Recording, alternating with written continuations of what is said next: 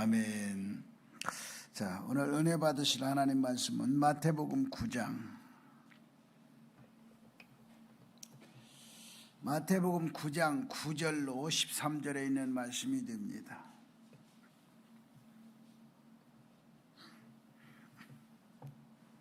제가 봉독합니다.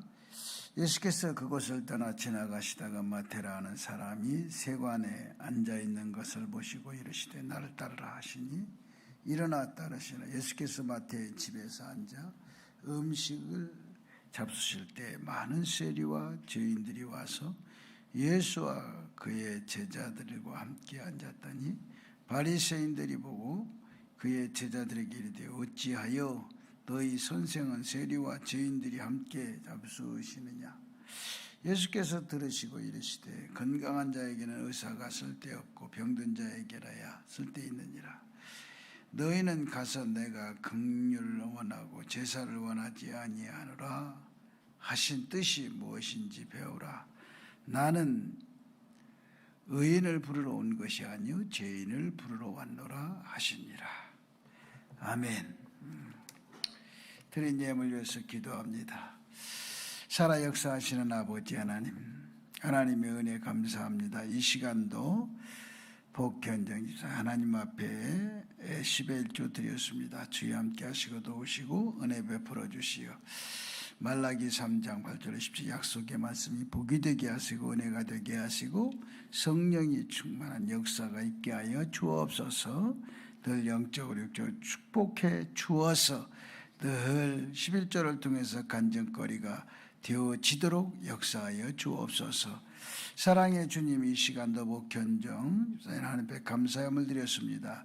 주여 함께 하시고 도우시고 은혜 나리여 주시며 축복하여 주어서 늘 복 있는 자의 삶이 되게 하시고 주님 뜻대로 사용하시고 주님 뜻대로 은혜를 나리시고 주님 뜻대로 역사하여 주옵소서. 늘 복된 자가 되게 하시고 감사가 넘치는 자가 되게 도와주시고 늘 성령이 충만한 자가 되게 하시며 은혜가 넘치도록 역사하여 주옵소서. 사랑의 주님, 이 시간도 박향식 권사님 주님 뜻대로 사용하시옵소서. 온사랑검진센터와 가정을 지켜주심을 감사해서 하나님 앞에 드렸사오니 주여 이 예물이 하나님 선교 예물로 쓰여지게 하시고 하나님의 복된 예물로 쓰여지게 하시고 주의 능력 가운데 영혼을 살리는 예물들이 되어지게 하여 주옵소서. 우리 주님이 늘 축복하시고 특별히 온사랑 검진센터를 하나님 지켜주시고 보호하시고 은혜로 역사해 주시며 가정을 하나님께서 평안한 가정으로 은혜의 가정으로 축복의 가정으로 지켜 주옵소서. 하는 일마다 복이 되게 하시고 하는 사업이 축복이 되게 하시고 하나님의 큰 능력이 되도록 역사하여 주시옵소서. 우리 주님이 늘 축복해 주심을 믿고 감사하며 이 시간도 성령께서 말씀하여 주옵소서. 예수 그리스도 이름으로 간절히 기도드리옵나이다. 아멘. 할렐루야. 오늘도 주의 은혜가 함께하는 귀한 시간 되어지기를 주의 이름으로 축복합니다. 자, 오늘 말씀에 의해 한번 생각해 마태복음 9장 9절 13절에 있는 말씀 가지고 예수님이 오신 이 본문에 가만히 들여다보면 예수님이 오신 목적이 여기에 드러나고 있습니다.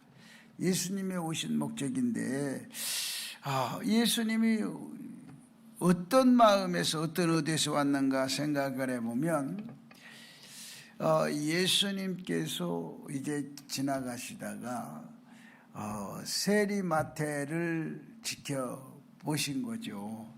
예? 그 앉아있는 것을 순간적으로 보신 거죠. 뭐 시간을 두고 지켜본 건 아니고 그 세관에 앉아있는 그 모습을 보시고 예수님이 마태 보고 얘기합니다. 마태야, 너는 나를 따르라.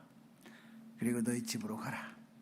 그래서 마태의 집에 가서 그리고 식사를 합니다.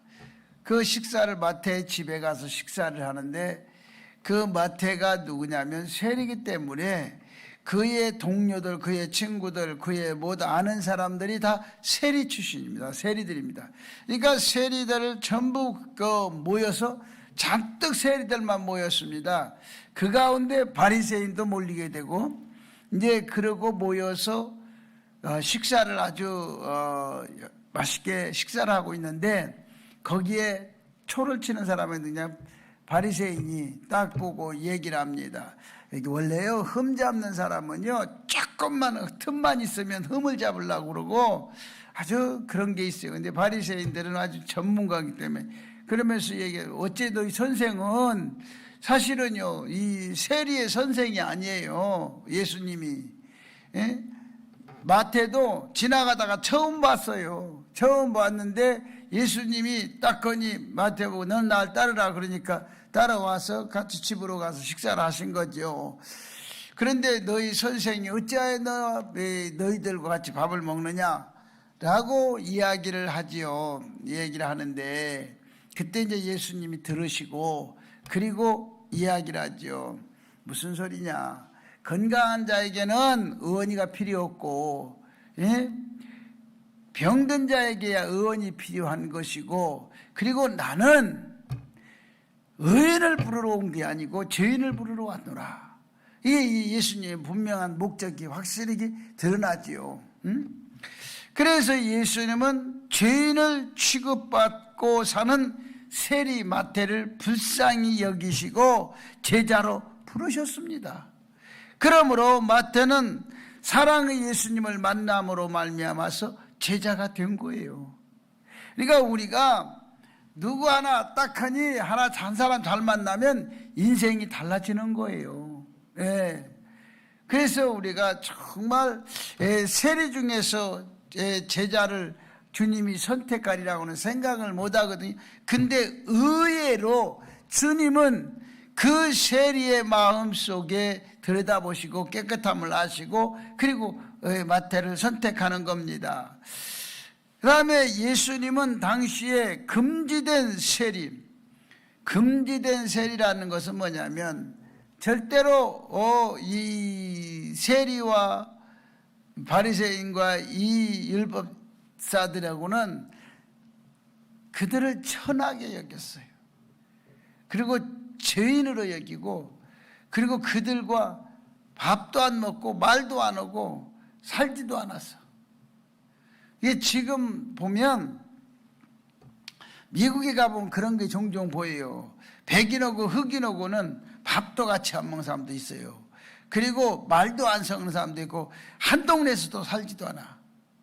그래서 흑인이 따라 올라오면 배척을 하고 다른 데로 이사를 가. 거기서 절대 안 살아. 근데 흑인들은 백인이 사는 곳을 쫓아다녀. 참 희한해. 예. 싫다고 그러면 더 좋다고 그래요. 그래서 늘 보면 백인과 흑인에 대해서 열등의식을 가지고 있어요. 미국 사회가. 그러면 그런 것처럼 늘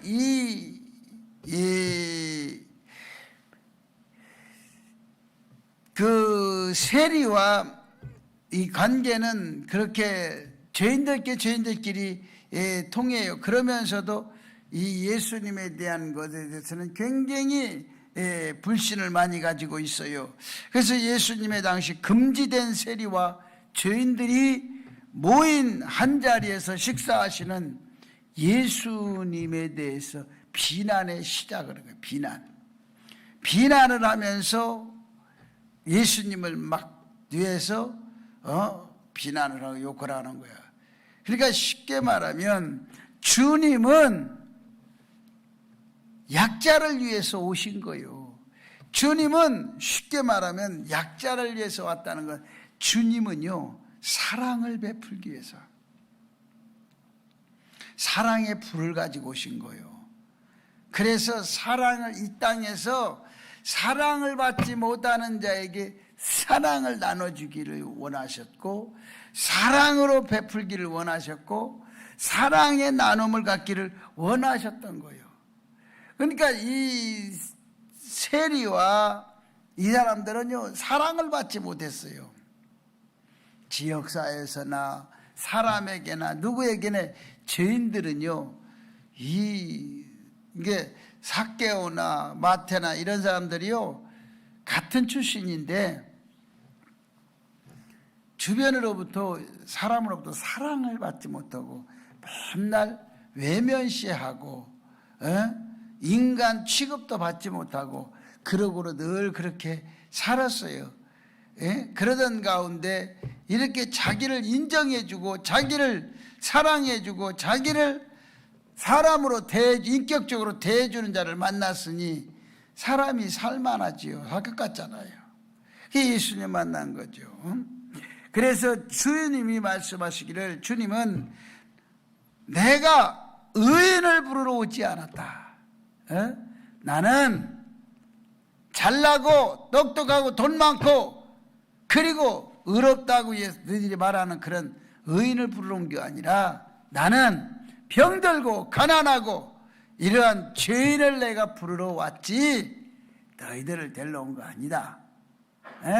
너희를 부르러 온 게 아니다 라고 주님이 단언하시고 말씀하십니다. 그래서 죄인을 부르러 오신 것이 바로 주님의 특별한 사랑이었다. 사랑이다. 그래서 주님은 죄인을 부르러 오셨다라고 얘기합니다. 그런데 사람이 우리가 살면서 보면 요즘에 이제 그런 거 맞아. 끼리끼리라는 얘기가 있어요. 있는 사람 있는 사람끼리. 유난히 강남 쪽에 심해대. 아파트에서도 이쪽 동네 잘 사는 몇 평 이상은 저쪽으로 가지 말고. 여러분 이 사회가요 그러면 안 되거든요. 우리는 잘 살고 못 살고 잘나고 못나고 돈 있고 없고가 중요한 게 아니야. 그리스도 안에서 살아가는 진정한 그리스도인이 되어야 된다. 진정한 그리스도인이 되어야 된다. 자, 그러면 우리가 여기에서 오늘 생각해보고 첫째로 주님은 그러면 누구를 위해서 오셨느냐? 우리가 이걸 한번 생각해. 주님은 누구를 위해서 오셨는가? 주님이 누구를 위해서 오셨는가? 마태복음 9장 12절로 13절의 말씀에 보면 그렇게 우리 12절 13절을 같이 읽어보십시다. 마태복음 9장 12절 13절 같이 읽습니다. 시작. 예수께서 들으시고 이르시되 건강한 자에게는 의사가 쓸데없고 병든 자에게서야 쓸데있느니라. 너희는 가서 내가 긍휼을 원하고 제사를 원하지 아니하노라 하신 뜻이 무엇인지 배우라. 나는 의인을 부르러 온 것이 아니요 죄인을 부르러 왔노라 하시니라. 이렇게 말해요. 첫째 여기 중요한 건 뭐냐?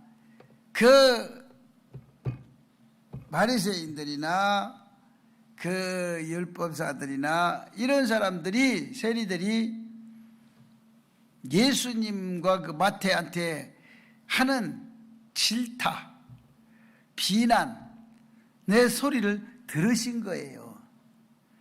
듣고 자기네들끼리 하는 소리를 어떻게 예수님이 저럴 수 있느냐 제자들하고 그리고 막 옥신각신하는 소리를 들으시고 주님이 불러세우고 말씀을 하는 거예요. 그러니까 결국 뭐냐? 주님은 마태복음 9장 12절 13절의 말씀 보면 병자와 죄인을 위해서 오셨다는 게 분명히 드러나고 있어요. 그래서 여기에서 보면 건강한 자에게는 의원이 필요 없고 병든 자지요. 병든 자 아픈 자를 위해서 주님이 오신 것이 확실하고 그 다음에 내가 의인을 부르러 온 것이 아니라 죄인을 부르러 왔다라고 얘기하시는 것은 바로 죄인을 위해서 오신 겁니다. 그래서 주님은 병든 자와 죄인을 위해서 오셨다고 하면 지금 주님은 누구에게? 나를 위해서 오신 거예요.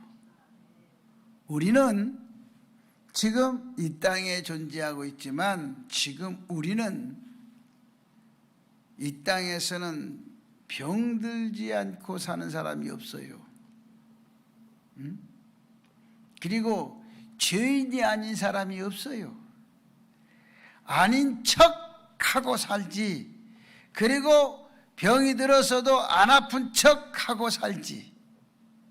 다 병자래. 다 사람들이 나타나서 않고 드러나지 않아서 그렇지 병자래. 그래서 주님의 말씀을 듣고 말씀대로 살면 새로운 삶을 살게 된다. 그래서 우리는 정말로 병든 자고 그리고 죄인이지만 주의 말씀으로 거듭나고 주의 말씀을 듣고 그리고 말씀대로 살면 새로운 삶을 살아갈 수 있다.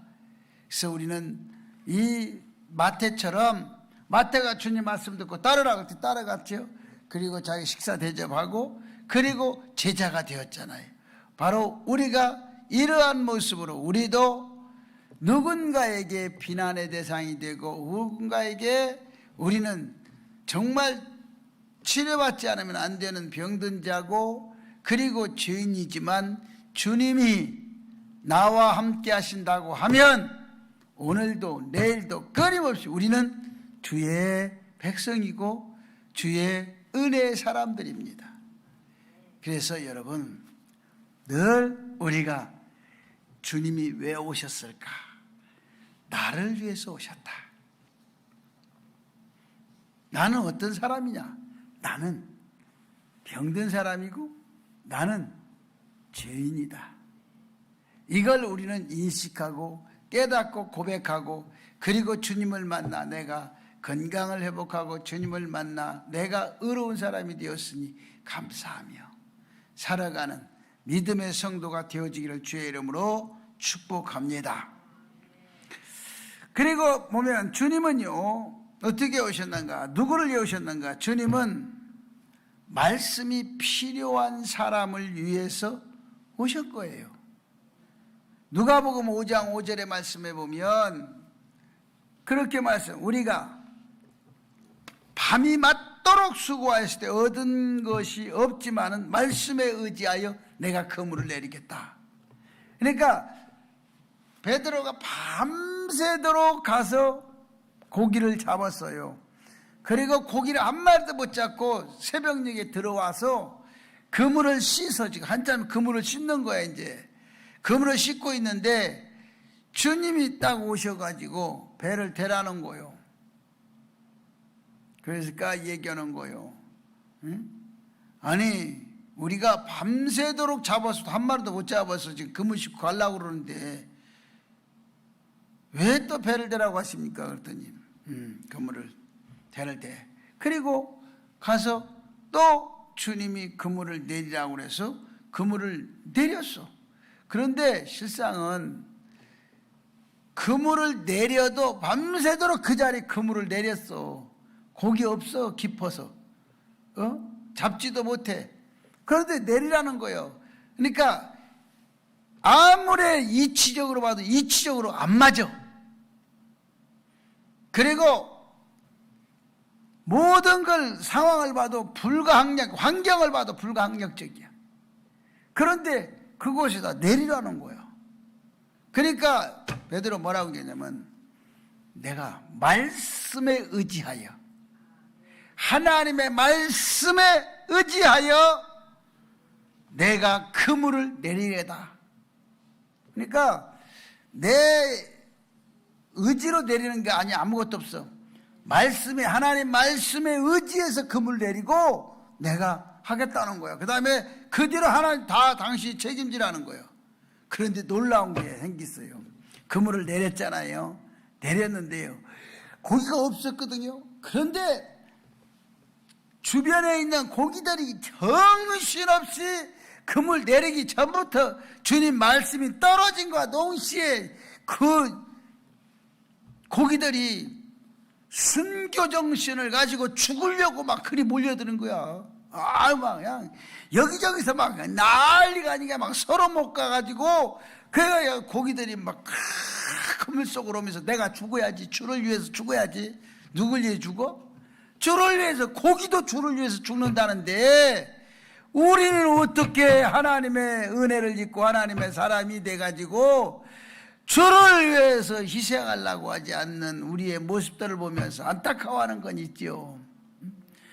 아니 그 고기도 주님이 의지해 주님을 위해서 순교하겠다, 주님을 위해 죽겠다고 그렇게 사방에 깔려있던 고기들이 막 서로 막 밀치가면서 들어왔어. 그건 그렇게 오다 보니까 작은 것들은 오지도 못해. 큰 놈들이 막 다 들어. 그래서 주변에서 제일 큰 놈들만 와서 고기가 얼마나 큰지 무지하게 크다고 그래서 그 고기가 따는데 그물이 찔 정도로 많이 잡혔다고 그랬어요. 그러니까 우리가 삶에 있어서도요, 말씀을 믿고 사는 자가 복이 있습니다. 말씀을 의지하고 사는 자가 복이 있어요. 말씀대로 사는 자가 복이 있는 거예요. 말씀대로 일하는 자가 복이 있다 말입니다. 그래서 여러분도 말씀을 정말 듣고 그리고 말씀의 의지에 순종하는 자들에게 기적이 일어나는 거예요. 지금도 그래요. 지금도 말씀에 여러분 듣고 말씀에 순종하면요 기적이 일어나요. 제가 이제 조그마한 농촌의 면 소재지입니다. 근데 지금은 면이 너무 적어서 면인지 아닌지도 모를 정도로 없어졌다시피 해서 동네 몇 가구 아닌데가 옛날에는 그렇게 면들이 큰데 지금은 면 같지가 않아요. 그래서 면이라고 아니고 면사무소라고 하네. 지금은 다 뭐라고 그래요? 옛날 면사무소를 뭘로 바꿨어? 양반들은 가보지도 않았어. 행정복지센터라고 그랬어. 그리고 주민센터라고 그러고, 뭐 놈의 행정복지야. 지들만 좋아하는 거지. 그런데 거기에 보니까 학교가 찍으러 가잖아. 학교. 저는 지금도 그 생각을 하거든요. 옛날 그 폐교되는 학교들 이거 있으면 하나 사보려고 그래요. 우리 교회에서. 그래서 이제 그 학교가 하나 있어서 혹시라도 저거 뭐 하면 중학교 초등학교 2개가 있어. 그래서 내가 이거 학교 한번 가면 나왔으면 사야 되겠다. 그리고 학교를 한번 거닐어 봤어요. 거닐어 보고 좀 이제 그리고 하다 보니까 그 관계자하고 얘기를 했어. 근데 학생들은요 그 시골인데 많어. 동네는 몇 가구 어디서 오는지 모르겠는데 동네는 몇 가구 아닌데 많아. 그런데 절반 가까이가 그 부모는 도시에 있고 할머니 손에 있는 애들이 거기에 와 있는 애들이 그렇게 많더만. 그래서 학교에서 밥을 다 3끼 주고, 그런데 이게 이제 정부에서 오는 것도 어렵대. 그래가지고 선생들이 또 십시 일반으로 또 봉급에서 얼마씩 이게 내놓고 그래서 좀 하고 그렇다네. 그래서 가만히 얘기 들어보니까 굉장히 어려워. 그래서 내가 그런 학교도 있구나. 그래서 참 오직하면 선생들이 그럴까. 그래서 나도 올 연말쯤에서 그 학교를 한번 도와줘 볼까 생각을 해요. 요즘에도 자꾸 그런 게 눈에 들어오고 그런 마음이 들어. 그래서 내가 이제 물어봤어. 그랬더니 그 이제 이렇게 장학금으로 애들 주느냐 그러니까 거기는 그렇게 시골이라 장학금으로 주고 그러지는 않는데 그런 거 안 하고 뭐냐 학교 뭐 지원 개발 아니 분당 내가 들어도 자꾸 잊어먹고 그걸로 들어오면 그 안에서 장학금도 주고 그리고 그 애들 식사 대용도 해주고 그렇대요. 그게 그래서 그 얘기를 이제 쭉 듣고 그래서 그러냐고 그래서 내가 이제 조금 마음이 좀 감동이 오더라고. 그래서 내가 올해 조금 내가 학교를 좀 도와야겠다 학교 좀 한번, 나 지금까지 학교에 내가 그렇게 학교 가서 주워본 일 그 생각도 안 해봤어. 한 번도 생각도 해보지도 않고 또 그랬는데 혹시 이 건물 팔까 해서 나왔나 해서 들어갔다가 그런 감동, 그것도 내가 들어간 것도 하나님의 은혜고 또 그런 마음을 주신 것도 하나님의 은혜요. 예, 그래서 내가 어느 날 그 생각이 딱 들어서, 근데 전 그래서 이렇게 어디를 봐도요 그냥 하나님의 은혜로 생각하면 늘 감사해. 그래서 우리 교회도 어려운데 자꾸 그런 게, 왜 교회가 어렵고 힘들고 상황이 그러면 왜 그런 마음이 더 많이 생길까? 나도 쓸 게 많은데 지금.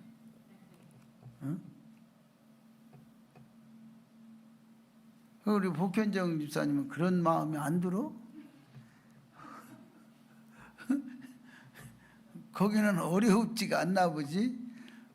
어려울 때 그런 마음, 그런 생각, 그런 마음이 감동. 요즘에 그래서요 나는 오히려 지금 빚쟁이가 됐어. 감동을 받는 게 너무나 많아서 그냥 여기도 저기도 막 지금은, 그래서 수중에 생기면 그냥 주려고 쫓아갈 때가 많어.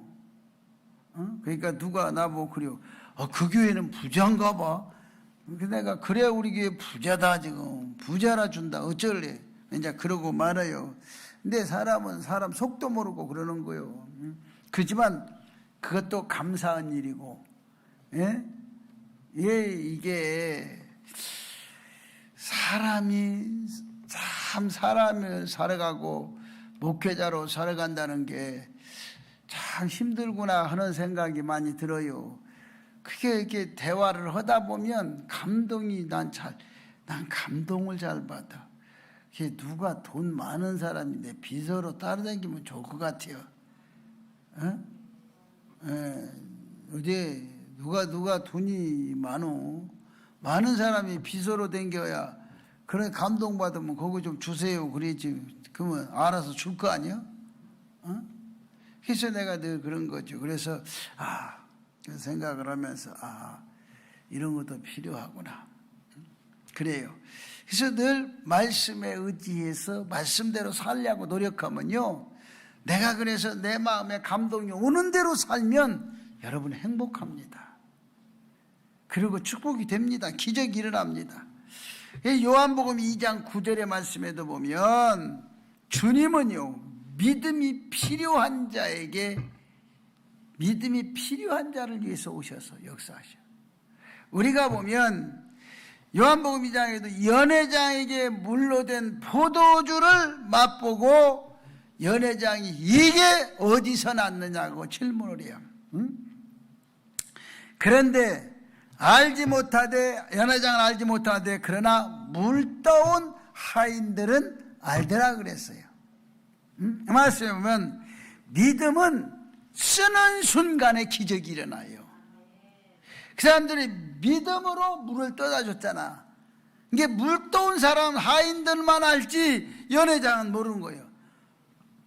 그런데 먹어보기는 누가 연회장이 먹어보고 맛이 기가 막히게 좋다는 거야. 그래 이거 어디서 가지고 이 술이 어디서 나왔느냐 이 포도주가. 그런데 이 물 떠다 준 하인들은요 지금 놀란 거요. 아니 물을 떠다가 포도주라고 줬으니 그 연회장이 물어보잖아. 이거 어디서 왔냐? 그러니까 물 떠왔습니다. 이렇게 이야기할 수 없잖아. 물 떠왔다고 그러면 난리 나지. 맞아 죽지 거기서. 그래 물 떠왔다고 할 수도 없고 가만히 있는 거예요. 그래 뭐라고 그러냐? 물 떠온 하인들만 알더라 그러냐. 그런데 턱 나서는 게 이렇게 좋은 포도주 어디에 둬도 이제 가져왔냐. 이게 바로 뭐냐? 기적이에요. 이건 바로 다시 말하면 믿음을 쓰는 순간에 기적이 일어나는 거예요. 그래서 여러분이 믿음을 쓰십시오. 믿음을 써야 기적이 일어나는 거예요. 사람은요 믿음대로, 그래서 주님은 그랬잖아요. 내 믿음대로 될지어다. 믿음을 쓰라는 거예요. 믿음을 자꾸 쓰세요. 그래서 내가 지금 가만히 생각하는 게 그거예요. 올 이제 연말에는 좀 써야 할 일들이 생기는데 어떻게 어디서 이렇게 어려운 시기에 어디서 선교비들이 나와야 될까 생각을 해요. 그 요즘에 또 집이라도 잘 팔리면 우리 조 권사님 보고 내놓으라고 그러는데 요즘에 또 시기가 또 정부에서 집도 마음대로 못 팔게 해요. 지금 난리요. 요즘에 우리 조 권사님은 집 많이 팔아요?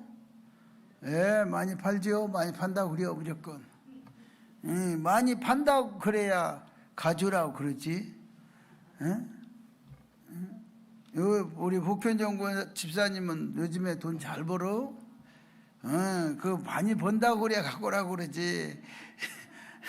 우리 박 권사님도 돈 잘 벌지? 그래야 가져오지. 할렐루야요. 늘 그래서 우리가 정말 일에 대해서는 일하는 데는 정말 감동이 이렇게 자꾸 받아서 여러분이 믿음을 쓰세요. 이게 돈도 자꾸 쓸 줄 아는 사람이 쓰는 거고, 고기도 먹어본 사람이 잘 먹는 거고, 이게 그런 거요. 먹어보지 않은 사람은 먹으면 달라. 옛날에 고기 1년에 한 번, 두 번 먹는 사람들은 명절 때만 되면 전부 탈라가지고 난리도 아니었다고 탈라서. 그런데 우리가 이렇게 세월을 지나고 시간을 지나서 이렇게 와서 보니까 저도 이제 요즘에 와서 그걸 느껴요. 내가 나이 먹었나 보다. 이렇게 어려운 사람이 자꾸 눈에 많이 들어오고, 그리고 힘들어하는 사람이 자꾸 마음에 걸리고 늘 그래요. 그래서 그래가 좀 내가 나이가 들었나 보다. 그런데 나는 나이가 먹었나 보다 그렇게 생각이 되고, 그런데 다른 사람 날 볼 때는 나보고 젊다고 맨날 그러는겨. 나보고 어떤 사람들은 나보고 뭐 50대 초반이라고, 중반이라고, 뭐 후반이라고, 별 아주 내가 그래 그렇게 얘기하면 나 40대라고 얘기를 하죠. 그러면 에이 그건 아닌 것 같고, 아니나 마나 기다고 그러면 믿지 왜 안 믿냐고, 믿음도 그렇게 없네 이제 그러고 이제 웃고 가는데, 그러나 우리가 중요한 믿음은 써야 되는 거다.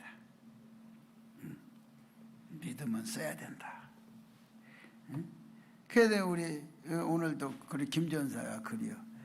누가 엄마 그 설교 인터넷으로 봤나 보지, 학교서 그래놓고 나보고 젊다고 50대 같다고 그런데 그렇게 얘기하더랴. 근데 뭐 이제 곧 은퇴할 사람이라고 그러니까 놀래더라나 어쩌나.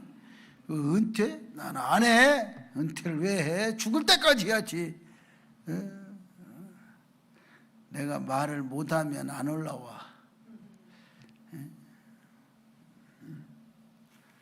은퇴란 얘기 나한테 쓰지 마. 죽을 때까지고요. 할렐루야. 이렇게 얘기하면 여러분이 어떻게 생각할지 모르겠지. 그런데 성경적으로 보면 은퇴라는 구절이 한 구절도 없어. 이거 그렇지만 나도요. 여러분이 싫어하는 걸 알아. 젊은 사람이 오면 빨리 끝내고, 그런데 나이 먹은 사람이 오면 자꾸 주전 좀 말이 많다는 것도 알아. 자, 두 번째는 뭐냐? 그러면 주님은 왜 오셨는가? 두 번째는 축복을 주시기 위해서 오셨어요. 주님은요, 오신 목적이 분명합니다. 주님은 마태복음 14장 19절로 20절의 말씀에 보면 주님이 어디 하늘을 우러 축사하시고 떡을 떼어 제자들에게 주심에 배불리 먹고 남은 조각이 12바구니에 차게 거두었더라 그랬어요. 이게 주님은 먹을 양식을 주기 위해서. 그래서 우리가 배가 고픈 우리에게도 주님은요 먹을 걸 풍성하게 주시는 거예요. 그 여러분이 그래서 주님 말씀하니까 있잖아요. 너희가 먹을 거 입을 거 염려하지 마라. 근데 세상 사람들은요 늘 뭘 염려하냐? 먹을 거 입을 거 염려해. 그래서 우리는 먹을 거 입을 거 염려 안 해야 돼. 근데 성경에서 보면 어린아이 도시락을 가져다가 장년을 먹여 살렸어. 이건 안 맞잖아요. 이론적으로 어른 것을 가져다가 어린아이를 먹여 살려야 되는데 역으로 어린아이 도시락을 갖다가 어른들이 장정 그것도 다 빼고 장정 5,000명을 먹이고도 남았다고 그랬거든요. 근데 우리가 여기에서 보면 이게 성인은요 욕심이 있어요. 어린아이는요 욕심이 없습니다. 욕심이 없어요. 어린아이들은 이 어른들만큼 욕심이 없어요. 그래서 어린아이들은 지가 막 먹고 싶어. 먹으려고 지가 가지고 있어. 근데 어른이 줘. 그러면 처음에 삐쩍삐쩍해요. 그러다가 줘라. 그러면 주고 울어. 주고 울어. 왜 울을까요? 어른이 달라고 그러면 줘. 어쩔 수 없이 줘. 왜 줄까요? 여러분 안 뺏겨봤구만. 첫째는 무서워서 주는 거예요. 네가 가지고 있어도 어른이 강제적으로 뺏어도 뺏기게 돼 있어. 그러니까 어차피 뺏길 거 그냥 주는 거야. 무서워. 어? 주고 그 다음에 지 것이 없으니까 지가 먹을 게 없으니까 우는 거예요. 어른처럼 뭐 이권을 개입하고 그런 게 없어. 그런 마음이 없어. 애들은 애들이기 때문에 순수한 거야. 그렇지만 늘 어른은 걔에게 테스트를 하는 거지. 저놈이 주나 안 주나 보자고 어른들이 놀린이라고 그러는 거예요.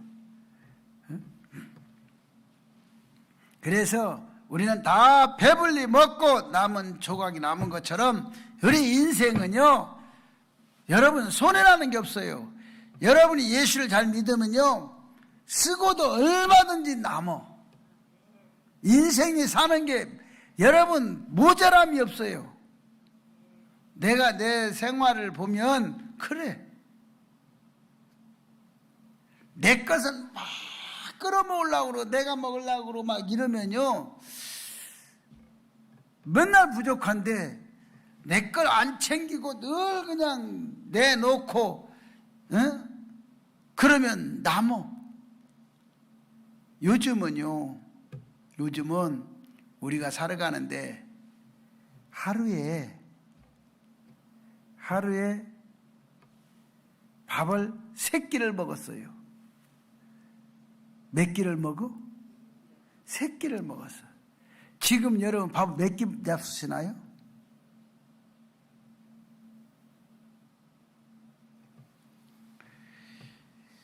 요즘에 사람들이 좀 생각이 좀 바뀌었어요.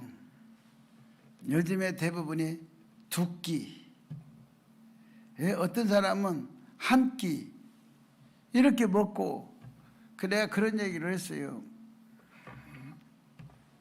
요즘은 밥은 3끼를 먹지 마라. 아점 1끼를 먹고, 그리고 저녁에는 행복을 먹어라. 아점은 양식을 먹고 저녁은 행복을 먹어라. 여러분 맞지 않아요? 그래서 우리는 늘 그러면 저체 몸이 건강하다 이거죠. 그런데 요즘에 이제 우리가 보면 많이 먹어서 병나고 많이 먹어서 문제가 나. 그 보건소에서 나온 그거 이렇게 보니까 시청 같은 데서 그 위생과에 나와서 그 식당 같은 데다 이렇게 붙여놓은 거 보니까 뭘 먹어서 병이 생기고 뭐 많이 먹어서 막 쫙 크게 나왔더라고. 그래서 내가 처음에는 그래서 지들은 안 먹냐?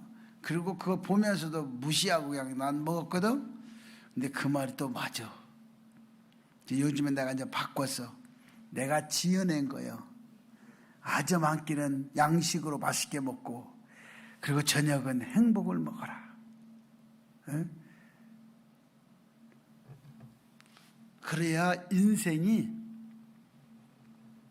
건강하고 살맛 나는 세상이 된다. 그리고 우리가 주님의 에베소 2장 7절의 말씀 보면 주님은 우리에게 축복을 주시는데 뭘 주냐? 주님은 두 번째로 은혜를 주세요. 우리는 그래서 은혜를 먹어야 돼. 그래서 은혜를 입으라 그랬어요. 그래서 여러분이나 나나 은혜를 입어야 돼. 그래서 예수 안에서 우리에게 자비하심으로 그 은혜의 지극히 풍성함을 오는 여러 세대에 나타나려 하려 하심이라 그랬어요. 그래서 시대에 따라서 은혜를 주십니다. 오늘도 여러분 은혜가 충만한 은혜가 되어야 됩니다. 주님의 은혜를 입고 살아야 되고 은혜 속에서 여러분 주님이 주시는 은혜는요 변함이 없어요. 그래서 오늘도 은혜가 충만한 여러분 되시기 바랍니다. 우리는 은혜 생활을 잘해야 돼. 은혜 생활. 무슨 생활? 은혜 생활. 이 은혜는요 사람이 은혜를 먹은 맛, 내 은혜를 먹으려면 은혜의 맛을 알아야 돼. 그래서 은혜를 먹으면 인생이 조금씩 달라지기 시작하고 또 은혜는 사람이 삶이 자꾸 병약해지는 게 아니라 건강해지는 거예요. 은혜는 어디부터 달라지냐? 얼굴빛부터 달라져. 은혜를 딱 입으면요 얼굴이 흔해져. 달덩이처럼. 여러분 얼굴이 어때요? 자신이 거울을 딱 보면 어때요? 은혜의 얼굴 같아요? 아니면 얼굴이 나타나요? 아니면 깡패 같으니요? 아니면 도둑놈 같아요? 여러분의 얼굴은 어떤 얼굴이냐 이거요. 그래도 하루에 거울을 3번 이상은 보잖아. 아침 저녁 일어나서 하여튼 잘 때까지 얼굴 3번 이상은 볼 거 아니야. 근데 나도 가만히 보면 내 얼굴을 내가 이렇게 봐. 그러면 보면 어느 때는 진짜 이상하게 생겼어. 어느 때는 보면 참 또 선하게 생겼어. 어느 때 보면 무섭게도 생겼고. 내가 나를 봐도 자꾸 그래. 그래서 난 사진 찍는 걸 좋아해. 그래서 어느 날 그냥 태양을 찍어가지고 나를 태양 속에 집어넣고 확 태워버렸어. 그래서 딱 내 얼굴을 내 사진에다가 태양을 찍어갖고 합성을 딱 되니까 얼굴이 없어져 버렸어. 뭐만 남았어? 석양에 이글거리는 태양만 딱 남더라고.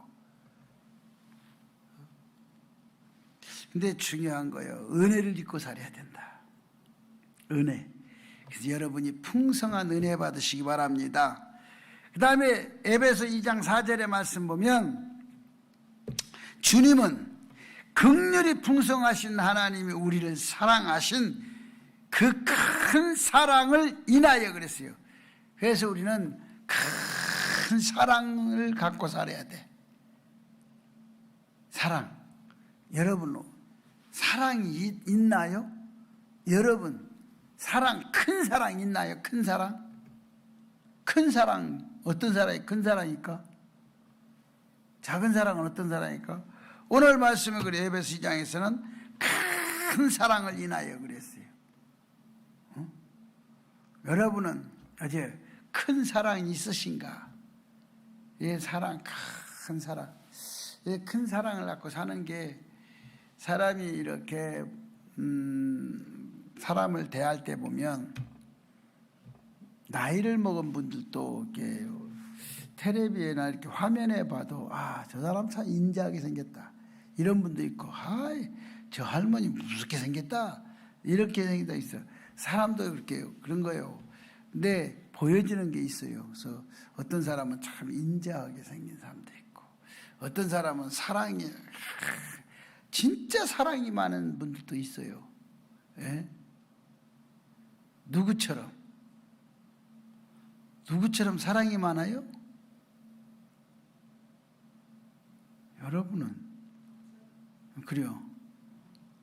손을 이렇게 들어보세요. 몇 사람은 손 들어보세요.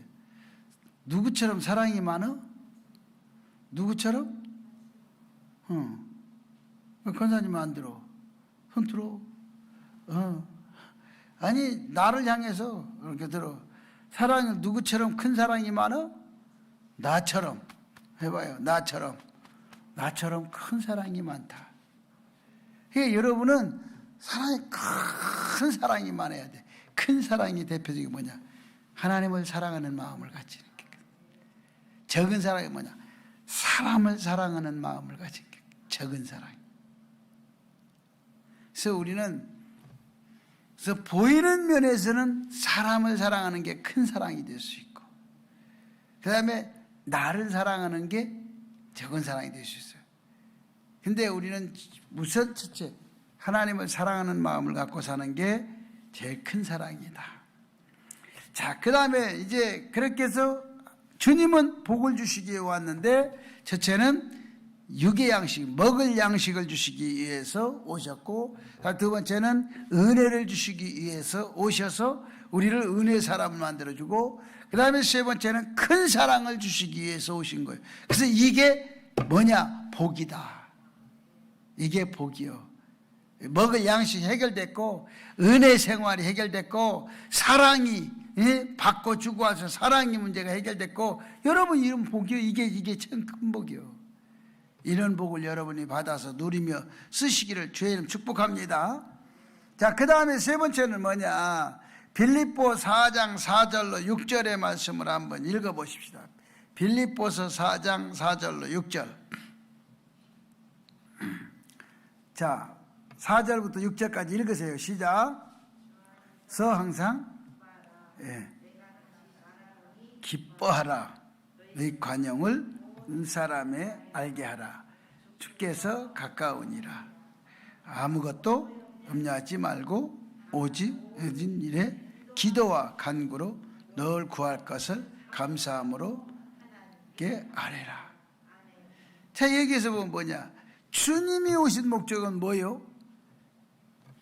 평안한 기쁨을 주기 위해서 오셨다는 게 나타나 있어요. 주 안에서 뭐하라? 항상 기뻐하라. 항상 기뻐하십니까? 그 다음에 내가 다시 말하노니 기뻐하라. 한쪽에는 항상 기뻐하라. 내가 다시 말하노니 기뻐하라. 여러분이 그래서 늘 뭐냐? 기쁨의 생활을 해야 돼. 기뻐하는. 그리고 뭐라고 그랬어요? 너희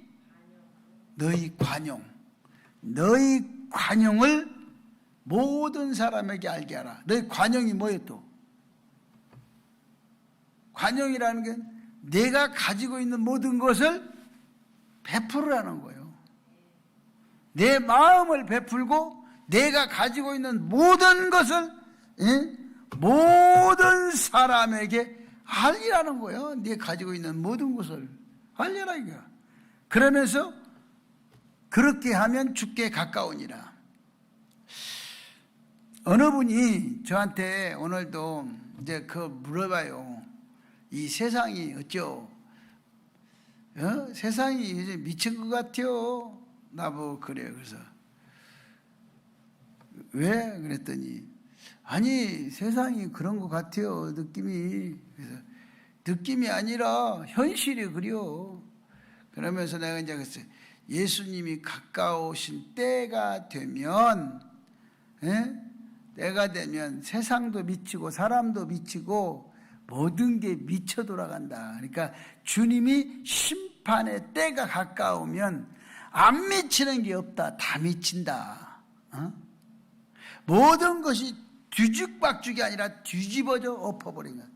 바닥이 위로 올라오고 위에가 밑으로 내려가는 게 뒤집어 엎어지는 것이기 때문에 마지막이 때가 되면 다 그렇게 되는 거다.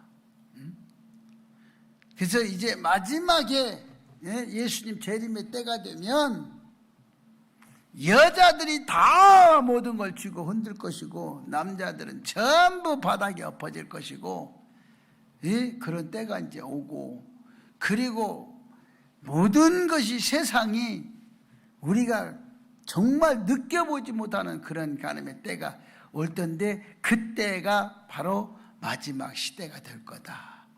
그때를 위해서 정신 바짝 차리고 네 믿음 네가 지켜 깨어 있어야 된다. 이제 그런 얘기를 했어요. 근데 그러면서 뭐라고 얘기했냐면 이렇게 얘기했어요. 아무것도 염려하지 마라. 아무것도 염려하라. 오직 모든 일에 기도와 간구하라. 기도하고 하나님께 구하라. 그거요. 그러면서 너희 구할 것은 감사함으로 하나님께 아뢰라. 이 세 가지가 나오죠. 첫째는 염려하지 말고 오직 모든 일에 첫째 기도하라. 기도하라는 거예요. 그 다음에 두 번째는 뭐예요? 간구하라는 거예요. 그리고 세 번째는 감사하는 마음으로 아뢰라는 거예요. 늘 우리는 이렇게 이게 뭐냐? 평안한 기쁨을 받기 위한 과정인 거예요.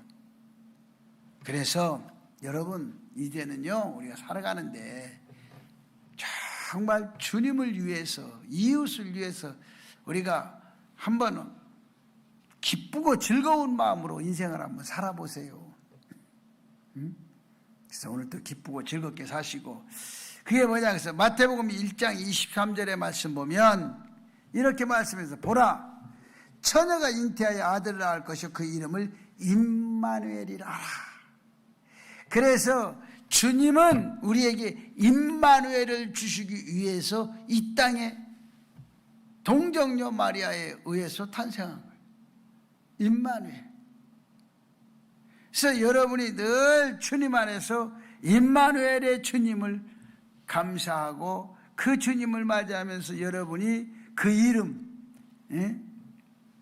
주님의 이름으로 인생이 시작되고 주의 이름으로 인생을 여러분이 마무리할 수 있는, 그래서 예수의 이름으로 우리는 구원받고 예수의 이름으로 살고 예수의 이름으로 행복을 누리며 살아야 돼요. 그래서 행복하게 사세요. 행복하게 예수의 이름으로 행복하게 사세요. 그리고 예수의 이름으로 인생을 좀 모든 인생 여러분의 지금까지 누려보지 못한 걸 예수의 이름으로 누려보면서 살아세요. 누리면서 살아. 이렇게 얘기하면 누구는 못 누려서 못 사냐고 그러지. 누리는 것이, 여러분 생각해 보세요. 누리는 게 돈이 들어갑니까? 누리는 것이 뭐가 돼요? 누리는 거 그냥 누리세요 그냥. 근데 사람들은 누리라고 그러면 첫 번째 딱 생각하는 게 뭐부터 생각해? 우리 복현정 집사님 뭐 생각해요? 누리면서 하세요 그러면. 돈이 있어야 누리지. 누리는 건요, 돈 갖고 누리는 게 아니요. 누리는 것은 내 마음이 평안하게 가지고 있는 그 자체가 삶이, 나는 사람들은 누구나가 무슨 물질로 어떻게 모든 거는데 물질 있다고 여러분 행복한 거 아니요. 돈 많은 사람도 지금 너무 힘들어해. 사업하는 사람들 죽으려고 그래. 사업하는 사람들이요, 돈이 몇십 조씩 있는 사람들이 오히려 집사님을 부러워해. 근데 참 이상하죠. 있는 사람은 차라리 아무것도 없는 사람을 부러워해. 그런데 없는 사람은 또 반대로 많이 가진 사람을 부러워해. 근데 속에 들어가 봐. 나는 많이 가진 사람도 알고 아무것도 없는 사람도 알아. 나는 중간치기라.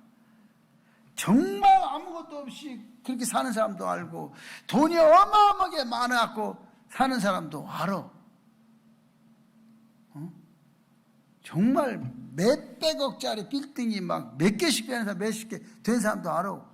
근데 그 사람도요, 죽으라고 그래요.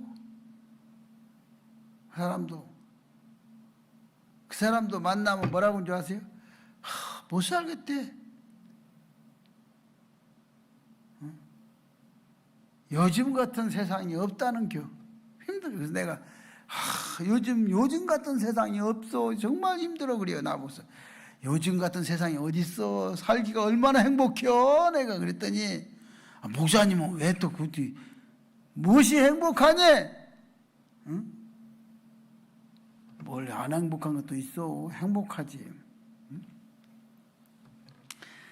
그리고 저체 우리에게 행복한 이유, 에베소 1장 7절 8절에 보면 그리스도 안에서 은혜의 풍성함을 따라 그의 피로 구속 곧 제사함을 받았으니 이는 그가 모든 지혜와 총명으로 우리에게 넘치게 하겠다. 죄를 사해 주신 것에 대해서 우리는 기뻐해야 되는 거예요. 제사함 받은 것에 행복해야 되는 거예요. 내가 구원받고 하나님의 자녀가 된 것에 기뻐하고 즐거워하고 감사하며 살아야 되는 거예요. 이거에 대해서 에베소 2장 4절 5절의 말씀 보면 긍휼이 풍성하신 하나님이 우리를 사랑하사 큰 사랑을 인하여 허물로 죽은 우리를 그리스도와 함께 살리셨고 주님은 부활에 대한 승리의 기쁨을 우리에게 주시기 위해서 이 땅에 오신 거예요. 그러므로 우리는 늘 뭐가 필요하냐? 승리의 기쁨, 부활의 기쁨. 우리가 여러분 죽었다가 우리도 다 부활. 그래서 내가 항상 하는 거죠. 부활의 기쁨을 가지고 살아라. 부활의 행복을 갖고 살아라. 부활에 대한 소망을 가지고 살아라. 부활에 대한 꿈을 갖고 살아라. 우리의 믿음은요, 다른 것 없어요. 여러분, 믿음을 쓰는 게 뭐요? 오직 주님, 오직 예수, 오직 구원, 오직 천국. 이것만이 내 인생에 대해서요, 최고의 기쁨이요. 그래서 주님 말씀하신 것처럼 나는 의인을 부르러 오지 않았다. 나는 잘나고 똑똑한 사람을 위해서 온 게 아니고 나는 가난하고 병들고 없는 사람을 위해서, 무지한 자들을 위해서 내가 와서 그들을 사랑하기 위해서 왔다 안 한 거죠. 그 세상에서 천박하고 세상에서 괄수하고 무시받고 그런 것은 내가 조금만 감수하고 인내하라. 지금 네가 살고 있는 이 세상에서 조금만 참고 인내하라. 그러면 너에게 좋은 결과가 있을 거라 믿고 오늘도 여러분 승리하기를 주님 축복합니다. 오늘도 행복하게 사시기를 주님 축복합니다. 오늘도 부활의 기쁨, 부활의 소망을 가지고 여러분 만날 여러분에게 좋은 결과가 있다는 사실 믿고 오늘도 행복한 성도가 되기를 주의 이름으로 축복합니다. 우리 다 같이 주여